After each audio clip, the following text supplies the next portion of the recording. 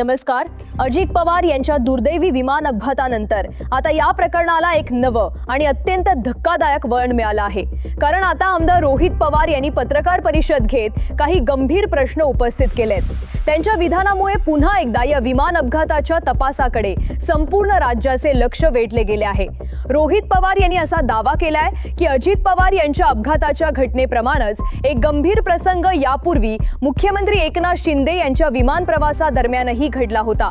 त्यामुळे या संपूर्ण विमान सुरक्षा व्यवस्थेवर आणि काही प्रक्रियांवर त्यांनी प्रश्न उपस्थित केलेत. पुढे जाण्याआधी एक विनंती करेन, तुम्हाला आमचे व्हिडिओ आवडत असतील पण अजून तुम्ही चॅनलला सबस्क्राइब केला नसेल तर चॅनलला लगेच सबस्क्राइब करून घ्या. नेमकं हे प्रकरण काय आहे, रोहित पवारांनी नेमकं काय म्हटलंय आणि याबाबत अधिकृत प्रतिक्रिया काय आहे हे आपण आता सविस्तर समजून घेऊया.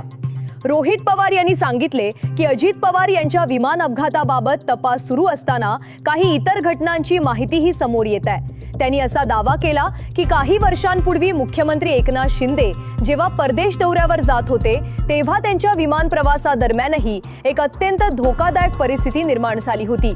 त्यांच्या मते त्या विमानाने इराण आणि इराकच्या हवाई क्षेत्रातून उड्डाण केले होते, मात्र त्यावेळी आवश्यक असलेली ओव्हरफ्लाईट परवानगी घेतली गेली नव्हती असा आरोप त्यांनी केला. रोहित पवार यांच्या दाव्यानुसार त्यावेळी संबंधित देशांकडून विमानाला इशारा देण्यात आला होता की जर विमानाने मार्ग बदलला नाही तर कठोर कारवाई होऊ शकते. त्यामुळे विमानाला तातडीने मार्ग बदलावा लागला आणि ते बहारीन येथे उतरवण्यात आले असा दावा त्यांनी केलाय. यानंतर आवश्यक परवानग्या घेतल्यानंतरच पुढचा प्रवास करण्यात आला असंही त्यांनी सांगितले. रोहित पवार यांनी असा सवाल उपस्थित केला की जर अशी गंभीर घटना घडली असेल तर त्याबाबतची माहिती संबंधित विमान सुरक्षा यंत्रणांनी सार्वजनिक का केली नाही. म्हणूनच अजित पवार यांच्या विमान अपघाताच्या तपासात या सर्व बाबींची सखोल चौकशी होणे आवश्यक आहे अशी मागणी त्यांनी केली आहे. रोहित पवार यांनीही या प्रकरणासंदर्भात काही कागदपत्रे आणि माहिती तपास यंत्रणांना दिल्याचा दावा केलाय. त्यांचे म्हणणे आहे की या प्रकरणाचा तपास पूर्णपणे पारदर्शक आणि निष्पक्ष पद्धतीने व्हायला हवा.